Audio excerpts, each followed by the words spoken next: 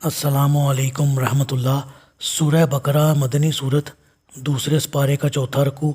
آیت نمبر 164 سے 165۔ اعوذ باللہ من الشیطان الرجیم، بسم اللہ الرحمن الرحیم۔ ان فی خلق السماوات والارض واختلاف اللیل والنہار والفلک التی تجری فی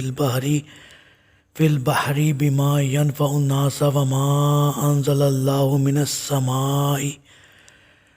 السماء من ماء فاحیا به الارض بعد موتها وبث فيها من كل دابة وتصريف الرياح والسحاب المسخر بين السماء والارض لآیات لقوم یعقلون۔ جو لوگ کچھ سوچتے سمجھتے ہیں ان کے لیے آسمانوں اور زمین کی پیدائش میں، رات اور دن کے ایک دوسرے کے آنے میں، ان کشتیوں میں جو لوگوں کو نفع دینے والی چیزیں لیے سمندروں میں چلتی ہیں، اللہ تعالیٰ کے آسمان سے بارش نازل کرنے میں جس سے وہ مردہ زمین کو زندہ کر دیتا ہے اور اس میں ہر طرح کی جاندار مخلوق کو پھیلا دیتا ہے، نیز ہواؤں کی گردش میں اور ان بادلوں میں جو زمین و آسمان کے درمیان تابع فرمان ہیں، بے شمار نشانیاں ہیں۔ جی، اس آیت میں اللہ تعالیٰ نے غور و فکر کرنے والوں کے لیے 8 ایسے امور کا ذکر فرمایا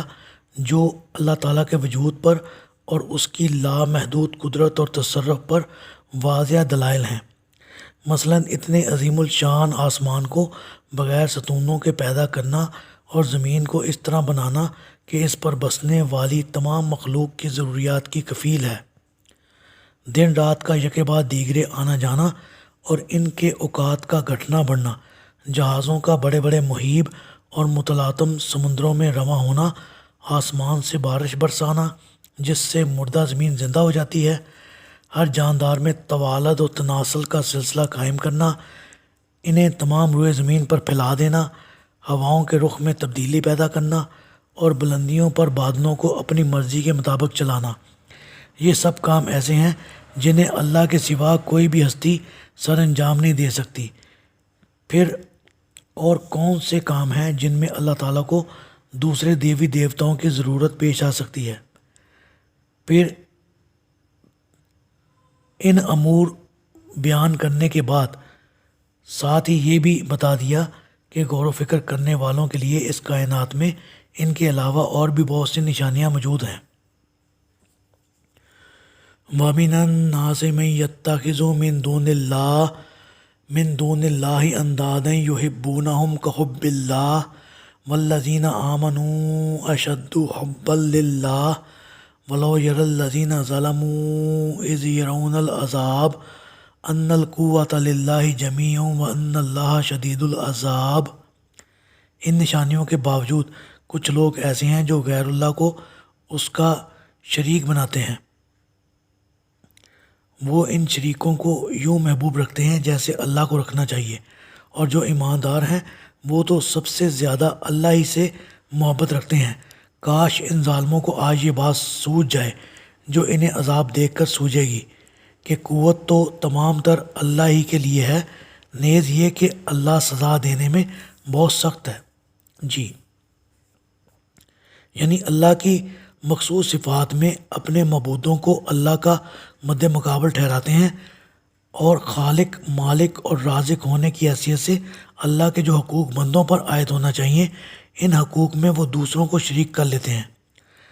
مثلا سلسلہ اسباب پر حکمرانی، حاجت روائی، مشکل کشائی، فریاد رسی، عبادت، دعائیں سننا، اولاد عطا کرنا،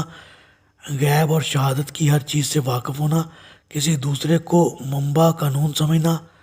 اور حرام و حلال کی حدود مقرر کرنا، ان سب باتوں میں کئی دوسرے پیغمبروں، بزرگوں، فرشتوں، جنوں اور دیوی دیوتاؤں کو اللہ کا مد مقابل اور شریک ٹھہرا لیتے ہیں۔ محبت کا تعلق قلبی اعمال سے ہے اور یہی بات تمام افعال اور اعمال کا سرچشمہ ہے۔ اس میں بھی وہ اپنے خود ساختہ معبودوں کو ہی فوقیت دیتے ہیں۔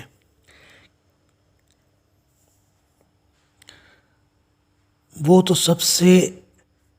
زیادہ اللہ ہی سے محبت رکھتے ہیں، کیونکہ اللہ سے ان کی محبت مستقل اور پائیدار ہوتی ہے۔ وہ ہر حال میں اللہ ہی پر بھروسہ اور اعتماد رکھتے ہیں، جبکہ مصیبتوں